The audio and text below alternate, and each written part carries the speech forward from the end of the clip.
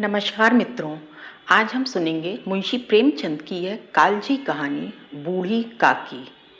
यह कहानी सिर्फ एक वृद्धा की भूख की कहानी नहीं है। यह उस समाज का आईना है जहां वृद्धों को बोझ समझा जाने लगता है। बहुत समय पहले की बात है। एक छोटा सा कस्बा था जहां एक बुजुर्ग महिला रहा करती थी। सब उन्हें बूढ़ी काकी कहते थे। कभी समय था जब उनके पास सब कुछ था, संपत्ति, घर, परिवार। उनका भतीजा बुद्धिराम उन्हीं की देख रेख में बड़ा हुआ था। पर समय बदला और अब वही काकी इस घर में मेहमान से भी कम दर्जे की जिंदगी बिता रही थी। उम्र ने उनकी आंखों की रोशनी छीन ली थी। दांत भी अब साथ नहीं देते थे। चलना फिरना कठिन हो गया था, मगर दिल अब भी धड़कता था। कुछ पाने की चाह में नहीं, बल्कि अपनों से थोड़ा स्नेह पाने की आस में। काकी की भूख सिर्फ पेट की नहीं थी, मन की भी थी। उन्हें मिठाइयों से बड़ा प्रेम था। जब भी घर में कोई आयोजन होता, उनके कान चौकन्ने हो जाते। रसोई से उठती खुशबू जैसे उनके मन को खींचती थी। पर अफसोस, अब उनकी भूख किसी को दिखती नहीं थी। भूख तो तब भी लगती थी जब उनके लिए एक रूखी रोटी भी मुश्किल से बचती थी। एक दिन बुद्धिराम के बेटे का मुंडन संस्कार होने वाला था। पूरा घर उत्सव में डूबा था।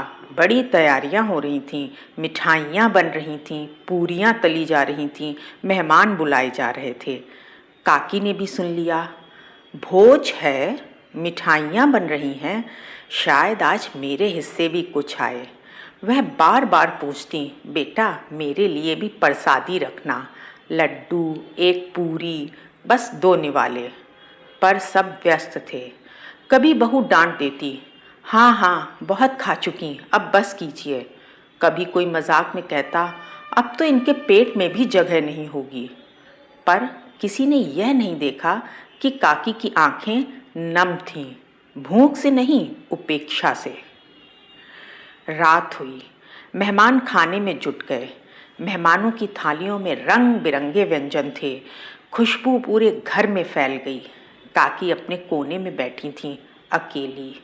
सुनती थी लोगों की हंसी, चम्मचों की खनक और स्वाद की तारीफें।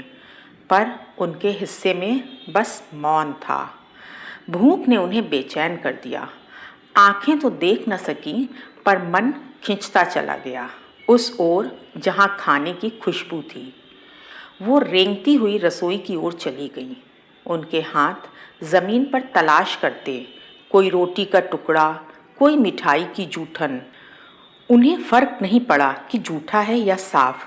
उनके लिए तो वह प्रसाद था, वर्षों की उपेक्षा के बाद मिली प्रसाद।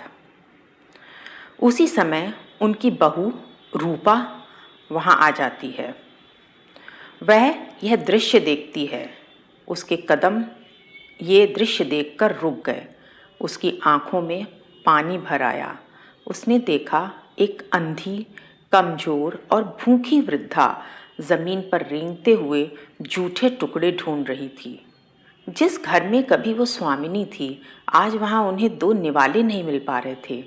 रूपा दौड़ी, काकी को उठाया, सहारा दिया, उन्हें अपने कमरे में ले जाकर बैठाया, हाथों से पानी पिलाया, फिर खुद जाकर गरम पूरियां, लड्डू और सब्जी की थाली सजाकर लाई।